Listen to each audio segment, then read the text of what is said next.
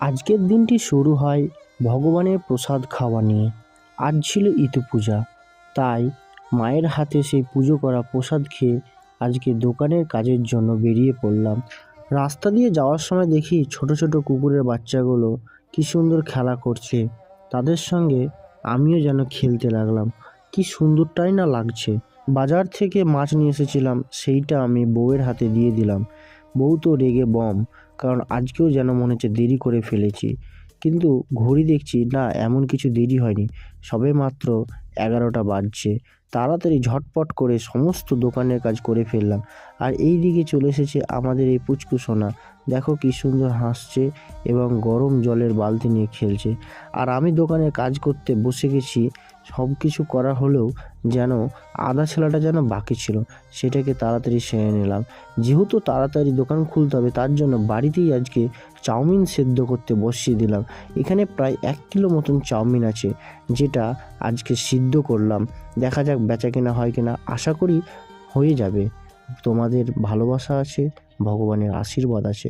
এই নিয়ে তাড়াতাড়ি দুপুরবেলায় খাওয়া দাওয়া করে দোকান খুলে ফেললাম ঠিক 2টোর মধ্যেই।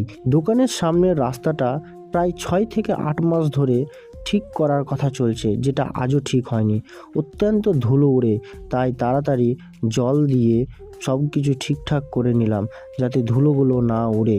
কথাই আছে, বউকে কখনো অবহেলা করতে হয় না। আমি এই জায়গাটায় বউকে একটু অবহেলা করেছিলাম। আমাকে বলেছিল যে আমি ক্যামেরাটা ধরে দিচ্ছি, তুমি ভিডিওটা করতে পারবে না, আমি দেখিয়ে দেবো কি করছো তুমি। তো আমি বললাম না, আমি একাই পারবো ভিডিও করতে এবং জিনিসগুলো টাঙাতে। কিন্তু সেই সময় দেখলাম হাত থেকে যেন সব পড়ে গেছিলো। তারপর বউ আবার নিজে থেকে ভিডিও করে দিল। আমি এইদিকে ঘুগনি বসিয়ে দিয়েছি, অন্যদিকে মাংসের প্রস্তুতি, যেটা খুব শীঘ্রই করতে হবে। আমি বউকে বললাম, তুমি একটু ঘুগনিটা করে দাও আজকে। কী সুন্দর দেখো, দোকানে থেকে দাঁড়িয়ে দাঁড়িয়ে আমাকে ঘুগনিটা করে দিল আজকে। আর আমি এদিকে মাংসটা বসিয়ে ফেলেছি, কারণ তাড়াতাড়ি সমস্ত কাজ কমপ্লিট করতে হবে। শীতের বেলা তাড়াতাড়ি সন্ধ্যা নেমে আসে, সমস্ত কাজ যেন কমপ্লিট করতে হবে। তাই আরেকদিকে আমি তড়কা বসিয়ে দিলাম, যেটা আমাদের হট সেলিং প্রোডাক্ট। তোমরা ভাবছো যে এখানে কতগুলো তড়কা আছে।